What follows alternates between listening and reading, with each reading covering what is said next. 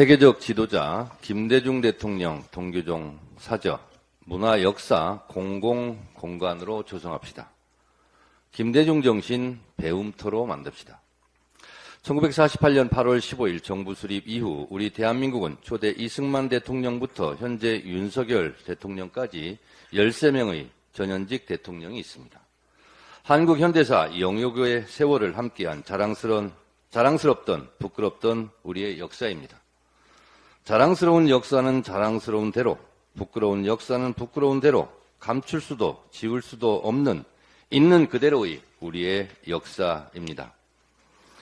김대중 대통령에 대한 수식어는 대한민국 국민들의 자부심입니다.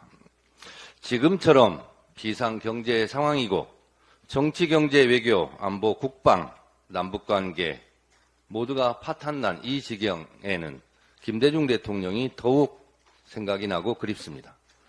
대한민국 민주주의와 인권의 상징, 한반도 평화, 대중경제론, 노벨 평화상 수상자로 세계적 명성을 떨친 지도자가 김대중 대통령입니다.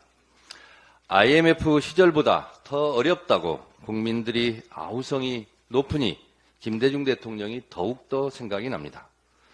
김대중 대통령 집권 이후 IMF를 조기 졸업하고 인터넷 강국, 문화 강국의 기틀을 놓았습니다.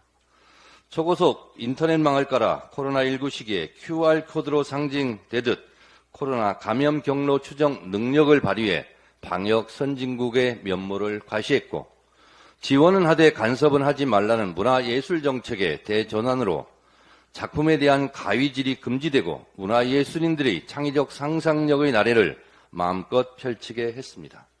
이때 한류가 태동했습니다. 오늘의 기생충 BTS의 토대가 그때 만들어졌다고 저는 생각합니다. 김대중 대통령의 해안과 통찰력 덕분에 인터넷 강국으로 방역 선진국으로 될 수 있었고 문화예술 정책의 전환으로 자랑스러운 문화강국이 될 수 있었습니다. 민주주의, 평화, 인권, 문화, IT 강국, 자랑스러운 김대중 대통령의 정신은 계승되어야 합니다. 김대중 정신의 산실 서울 동교동 사저가 위기에 빠졌습니다. 김대중 대통령 사저가 매각되어 각계의 걱정이 큽니다. 이를 해결할 방법을 아이디어 차원에서 한 가지 제안합니다. 동교동은 제 지역구입니다.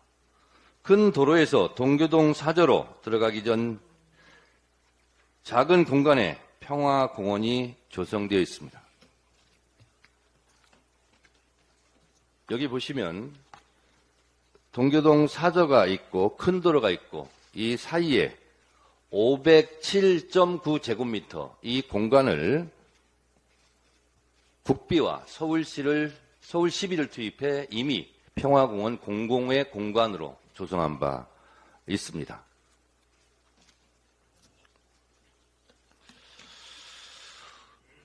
(507.9제곱미터) 이 공간은 원래 사유지였습니다. 이 부지를 국비와 서울시비를 투입해 약 70억가량, 정확하게 68억으로 매입해 공공공간으로 이미 만들었습니다. 2012년 제 지역구이기도 해서 또 제 지역구 사업이기도 해서 저도 앞장섰고 서울시도 적극 나서서 오늘의 평화공원이 조성된 것처럼 동교동 사저도 국비와 서울시비 필요하면 마포 구비도 보태서 매입하고 이 공간을 공공공간으로 만들어 문화유산화할 것을 제안합니다. 사저 주변도 공공화했는데 사저 자체를 공공화 못할 이유가 없습니다. 그 밖의 여러 다양한 방법 등 저도 민주당도 열심히 노력하겠습니다. 이것이 그 평화공원 조성사업, 사업계획서입니다. 여기 보시면 아시는 것처럼 국비와 서울시비를 보태서 투입해서 평화공원을 조성한 바 있다는 말씀을 드리고 이게 당시의 사업계획서입니다.